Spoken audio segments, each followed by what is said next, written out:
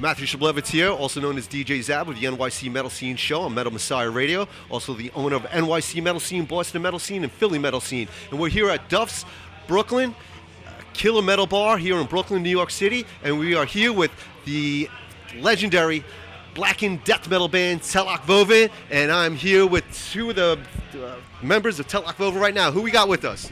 Azog. Grigori. So Azog and Grigori. So guys, tell me about, all right, so today you are releasing the split CD with Viserion, and how did you come about doing the split CD with Viserion? Well, we're friends with guys in the band, and one of the members' last band we were supposed to do a split with, which is actually going to be our next release that comes out. It's already done, but that band fell apart. Right, yeah. So we wanted to do a split. You know, we talked about we're going to make this happen at some time. So he ended up joining Viserion, and I said, hey, let's do this now. Yeah. They had some stuff. We had some stuff. You know, we're doing some recordings at home.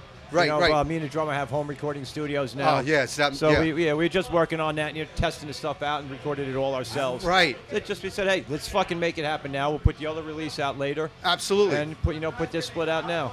It's interesting you're saying that, because when I was speaking with Viserion, they all live close to each other, right around Astoria and Sunnyside.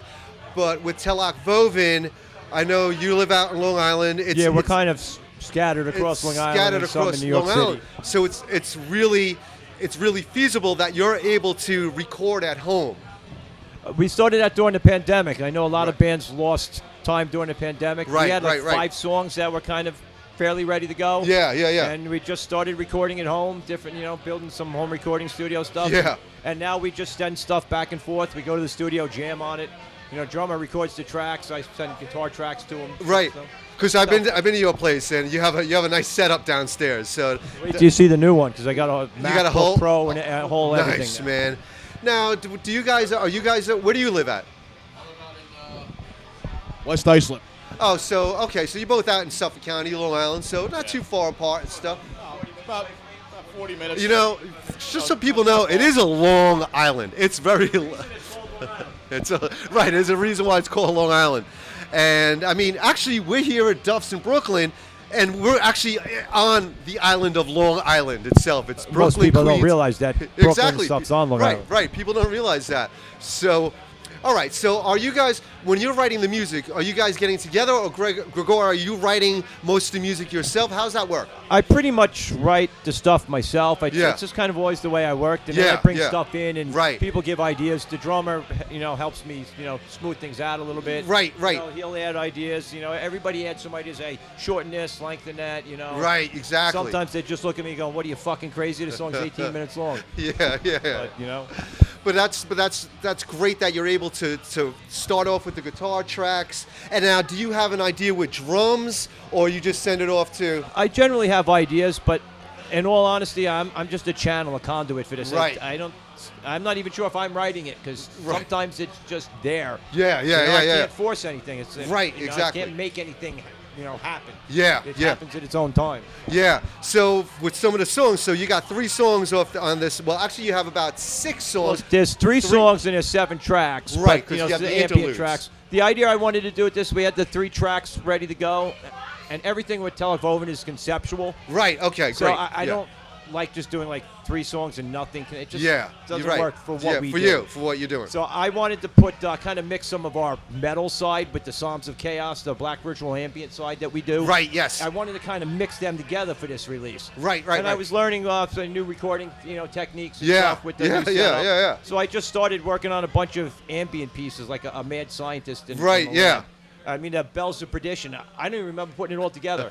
It was all one night, and it was like just started out meditating, and next thing I know, I got this whole thing there. I'm like, where did this come from? Yeah, I was digging the intro and the interludes. It really plays well, because I'm very familiar with your music.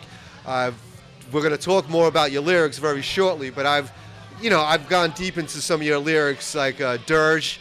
Of life and death. Dirge of death, of life, love, and hope. And so let's start with Dragon Sworn, because that is your epic song on this You know, it seems most people really like that. It's funny though. We got a review in today where the guy he didn't like it. That one song is too long, and I'm like, and he also said we were kind of too extreme for his style of black metal.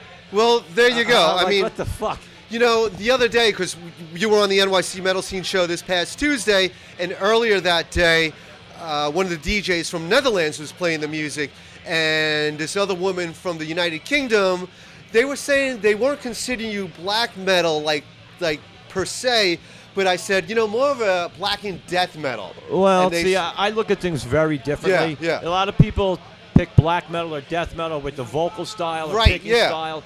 I don't see that. And well, that's great you mentioned the vocal style too, because you have both. You have the deepen, and then you have the more blackened style as well. We have they work well. anything that works. Mix it all together. It's tough to put like a specific label on something. It's for me something like, you know, black and death metal. So you get an idea. You know, there's going to be some deep vocals there. Look, let me make this a point.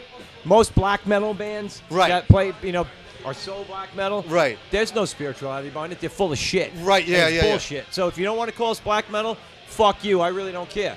You know what? To me, I give a fuck what other people. I'm not here to be the savior of black metal. Exactly. I'm here to make satanic music. See now, but that's okay. Now that's another thing I was speaking with in the chat room with a couple of people from United Kingdom, buddy from Netherlands. They were talking about your lyrical subject, and I said it wasn't really. Maybe I'm wrong. It had to do more about like the Cabal as opposed to Satanism. Well, it's Satanism, but it's much deeper than your typical. You know, it's not like hail Satan, hail Satan, hail Satan. Yeah. There's an actual spiritual practice behind it. Right, exactly. And one that's a lot deeper and more involved than most people realize. Take your time. Let's dive into that, man, because we're going to replay this on a radio show. And this is what I wanted to speak about when we were talking on Tuesday night. So, yeah, please.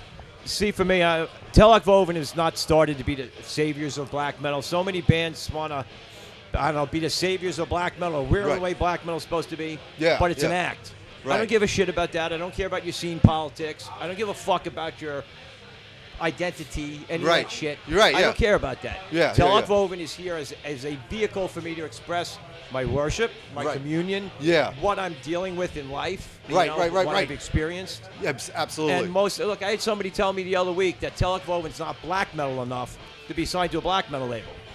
And I laughed and I said to him, you tell me when most of those fucking bands out there spend fucking 31 days in a row doing ritual work at night. 31 nights in a row. Damn. For one piece of what they're using. Right, yeah. Most of them is bullshit. And I don't give a fuck. You don't want to call us black metal? Fuck you. Exactly. Most of the people don't even understand black metal. Right, yeah. The shit that's pushed as black metal days, it's not even black metal. It's fucking bullshit. You know, sometimes it's like, I don't want to put down any other bands, but sometimes, for me, like, fuck. All right, I'm going to use myself as an example. I sing with a band. I was telling with Sarion. I sing with a band, Jokaris. Our guitarist moved to the West Coast, so we're just doing stuff remotely. We're putting some music out, and you know, it's some people say like black and death metal, but I mean, it's like we write what we want to play. You know, let's put it to you this way, so people can understand it. Right. Merciful Fate, black metal. King Diamond, not black metal. Right, yeah. Let's make this simple. There has to be a spiritual basis behind it. Right. You can't be, in my opinion, you can't be an atheist. And look, if the band don't practice. They're just musicians. They're here for the music. Right. They like the whole stage show that we do. Exactly. They're into Right. it, Yeah. But they don't practice. Right. I do. He does. Right. You know, our guitar player has his own practice. So it's a band. Yeah. But for me, it's more than that. It is an Eastern temple. I live on Eastern Long Island. That's why the song is called an Eastern temple. Fuck, that's because awesome. Teloch Vovin is my Eastern temple. To the Elohim Sharim, the God to the other side. Right. So what are you practicing like at home? If you could expand on that, because people what am I practicing? Like your Eastern temple, with your lyrical matters, like you're saying you're practicing at home. What is that referring to? Well, it's every day is part of a ritual of my life. Okay. But it's about, for me, it's about trying to cleanse yourself and build yourself to make yourself the best offering. Okay. And it can be. People don't seem that they seem to have this separation idea. Right. Yeah. And yeah. they think that it's something that it's not. Right. Yeah. It's not about, to me, going over and kicking over gravestones in a Right. cemetery. Exactly. Right. That's it's like not about that's shit bush like league. that. Right. That's childish stuff. Yeah. It's about a sincere practice, opening yourself up to the energies of death. Yeah. Yeah. Yeah. Death seen as transcendence. Right. Okay. Not just. I believe this world's a prison, basically, and this world was formed in what most people consider God, which created this universe and created our flesh. I have no. Is actually the devil. It's actually. It's maybe one and the same. No, I actually think that which created the universe fell away from the totality of everything that was before creation. Right. Yeah. Notice it says in the Bible that the God's face moved upon the face of the water, God's spirit moved upon the face of the water. Yeah. Notice it says nowhere in there that God created those waters. Why? Yeah, because true. those are the waters of the primordial chaos. Huh. That which became, in everybody's eyes, God, is actually what fell away from the perfection of the limitless chaos, the limitless potential. I mean, those were the building the primordial soup. Those were the building blocks. Like I'm now getting into too much paleontology and stuff like that. But where humanity, like life came from, basically, like from proteins the and chaos enzymes. is literally the foundation that everything's built on. Right. It's just that essence, that spirit, does not want this. This is limiting. It's drawing, separations. It's drawing parameters and definement, and it's limiting us. I find it interesting too, because I agree with this, that sometimes it does feel like a prison here, trapped in our flesh in the world, everything. It's right. On our, what's the term I'm looking for? On our damn it. Right. Our physical bodies, if you will. I mean, sometimes you gotta just stop and just enjoy a little bit of yourself. Like there's just something. Well, I have nothing against enjoying life. I mean, we're going to enjoy tonight. Right, exactly. I mean, me and you have hung out and recognizing it. Yes, exactly. There's nothing wrong. Look, to enjoy my life is actually a middle finger in the face of that which is trying to. That's what I'm saying, because sometimes, because you bring up a great point, because people are so busy like going against each other. No, my religion's the correct way to go, or my economic policy. Everyone's has their own idea of what's right. Everybody can just die. Fuck them. Right. I really don't care. There you go. People are stupid. Just right. Exactly. The whole idea of the coexist sticker that people have. Yeah. When some of those religions want to blow you up, right, shows the stupidity of fucking all. Right. Of them. Exactly, man. And it doesn't. And really, they're all those three major Abrahamic religions are all Yeah. Catholicism. Sand religions. They're all from the desert, and they're fucking stuck in the fucking dark ages. And most of it's to fucking control people. Yeah, I hear you, man. It really is. Fun fact. I was born Roman Catholic, so I could say this. I just know this for a fact. Priests they used to have wives, but they stopped having priests from wives because when priests so they can have children instead. Because when the priests passed away, because the religious leaders would be the most wealthy, they would own all this land, and all that land would go to the wife. And the religion the church didn't want that. So they've said, if you want to be a priest, you have to be gay. You can't. Well, you have to renounce marriage or women, not be whatever. It's so silly. It's not natural to do that, and that's why when you start repressing normal urges that you have, they come out in other ways. Yeah, exactly. Hence all the children that they've Yeah. So let's go back to the music, because this is exactly what I wanted to speak about. I didn't want to tell. Let's speak of one thing else first. You're please. a Catholic. Do you know the rapture, the whole concept of the rapture? I'm not too familiar with it. Isn't that like the end times or something? That's when supposedly the good people are going to be taken, and we're going to wake up, and the good people are going to be gone, and we'll be left behind. Oh, yeah. Wasn't there an HBO show about that? You want to know the kicker on the whole thing? Yeah, what? Yeah. It's not in the Bible anywhere. It's not in the Bible anywhere. It was made up by a pastor in the 1800s. It's nowhere in the Bible.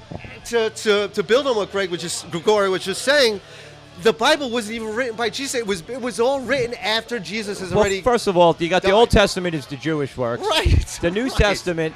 Here's the funny thing. Yeah. You go to Matthew. Yeah. All right, the Gospels of Matthew. Right. He's the one who put in his virgin birth bullshit. Right. Yeah. Right. Into the Bible. Right. Exactly. So he quotes a passage from the Old Testament. All right. He's quoting Isaiah. I forget what the exact number is. Like 24:14, I think. And he's quoting Isaiah as saying that that proves that Jesus is going to be born of a virgin birth. Right, yeah. But if you go read the Old Testament chapter of Isaiah, it's got nothing to do with a Messiah or Jesus being born. Right. It has nothing to do with a virgin birth. All right? Everywhere in the Bible, 7 or 8 times in the Bible, they explicitly mention a virgin. And they use the Hebrew word, I think it said Bethulah. Okay. That means virgin. Right. In this instance, the word Alma is used. That just means a young woman of childbearing age. She could be a virgin, a prostitute. Right. She could be a mother. Just right. Sure. Right. So you go back and you read this, and it's the discussion between the king of southern Israel. Yeah. Israel was separated in 2 countries, southern and northern. Right. All right. And the northern Israel and the leader of Syria wanted him to join them and to attack the Assyrians. Yeah, okay. Right, he's like, I'm not going to do that. They're going to destroy us. Yeah. So they decided to come after him, and they were going to try and force him. Right. So he was panicking because they're bigger force than him. Of course. So he talks to his holy man, and he's asking, and the holy man says, God is on your side. Even though the king wasn't a good man. Right, sure. So the king is on your side. And he goes, I don't know, I'm just fearful and everything. Yeah. So he says, holy man says, ask a boon of your God. Ask a prophecy from your God. He's like, we're told not to do that. I'm not going to do that. Right. So he says to him, all right, here's prophecy from your God. This Alma here, I mean, he's actually saying one that's in their presence. Right. This Alma here is going to give birth to a child. Right. A woman of childbearing years. She's going to give birth to a child that's born into a land of milk and honey. Right, yeah. Milk and honey was a phrase for being a successful country. Okay, yeah, of course, yes, right, time. prosperous, right. So if you actually go back and read that chapter, which nobody does. Right, yeah. None of the Christians bother to read. No. They're just told that Matthew says that this chapter in Isaiah says that Jesus was born a virgin. Yeah. You go back and read that. It's got nothing to fucking do with it. Yeah. Nothing. And let me to build on that a little bit from my own self here. So I wrote a song. Well, I wrote the lyrics. There's a bloodletting. It's called Bloodletting. It's Dracaris, and it's about. I did my research. It's about what Moses was really all about. He was a brilliant military, ruthless tactician. They don't even think Moses actually existed or didn't exist in the way he did. Right. So anyways, there's a quote from the First Testament that I actually used, and it goes, so the Lord, our God, also delivered it into our power, King Og of Bashan, and with all his men we dealt him such a blow that no survivor was left. Meaning that when Moses, when he left Egypt, look, I can go into this a whole nother time. Basically, when he left Egypt with basically warriors, they were right. 4 million Jews, supposedly. And here's the funny thing. The land that they went to, of Israel at that time, was still part of Egypt. Well, what I'm trying to get at is that what's the best way when you sack well, first of all, when they left Egypt, when they had to sack a few towns to get provisions. Do you know why they wandered for 40 years in the desert? Because they needed to procreate to build up their army. Actually, the real reason they needed to wander for 40 years is because the people who left Egypt needed to die. They needed to die before they could get into the Holy Land. From the studies that I was reading, was for them to conquer not Moab, Canaan. They needed more warriors, so they needed more generations. Do you know they know that never even happened? So, but anyway, what the villages and the cities that were supposedly destroyed weren't even built at that time, or were destroyed hundreds of years earlier. So, but what's the best way so you never have anyone following you? When they went into kill them all. Exactly, the women. So that's what that meant. We struck them such a blow. So all the women, children, they were just done. Well, they usually kept the women as slaves. Slaves. With this one, they just killed everyone, and just so this way no one can come back after them. Here's the funny thing: when they got into Moses was already dead when they got into right. So their leader at that time, he might have been killed by his own forces. Their leader at that time supposedly prayed to God and said, "We're killing the enemy so greatly. Please stop the sun from setting so we could continue to slaughter." Right. And it says that God stopped the sun, stopped this planet from spinning. You know what would happen if this planet stopped spinning? We'd all die. Atmosphere would be ripped off. We would all be dead. It's so stupid and sometimes. all the funny thing is, China had very accurate star charts at that time. Yeah. They never noticed the sun didn't set. Right. They noticed everything fucking minuscule else from a million miles away, but they didn't notice the fucking sun never set. Right, exactly. Yeah. So, all right, so let's get back into the music. Sworn, Dragon Sworn. What is that? What's the lyrical theme about that? The lyrical theme about that is just about us swearing ourselves to the dragon, swearing ourselves to Samael, the dragon of death. Okay. All right. So it's basically the nice conquest. And then Eastern Temple, you explained a little bit of that earlier. Eastern Temple is that it's going to be a 2-part song because I wrote too much lyrics. I got you. But it's actually very inspired by the spirits of where we live. Right. Yes. It's called Genii Locorum. Yeah. The spirits of the place. Okay. So if you read the lyrics to it, each section is an expression of earth of water, earth of fire. Right, yeah. And it kind of explains my connection and what I've gotten from working with those forces. Right, yeah, in my life. So it's a very in-depth song, and most people read the lyrics and what the fuck are you talking about? Yeah. It's not really for anybody else. It's really for me. For you. That's if great, they get man. something out of it, that's cool. Exactly. We like that, but sure. I memean, sometimes a lot of people write songs and lyrics. It's like catharticism. It's like a form of therapy, if you will. It's like for them, to help themselves, their own. It is a little bit for me. It's also about putting this energy back into the world and hoping it tears the world apart. I hear you. Hoping it, because the world is just fucked, and it really needs to be. And when I say world, I don't just mean Earth. Yeah. I mean the whole entirety of creation needs to be. There's a lot of galaxies out there. More galaxies than they supposedly say, grains of sand on a beach. But that's astrophysics, and let's not start a whole nother topic right now. I think we gave enough people to think of right there. So, all right, so Teloch Vovin, man, where can we find you guys? And I know, well, right now you're writing a lot to the music zone. You're just putting out music to online and for people, for radio stations to play. So where can we find your music and get your? Well, you can find a new release, Iron Age of Kali Yuga split CD with Viserion. It's on Bandcamp if you want to get the physical copy from us.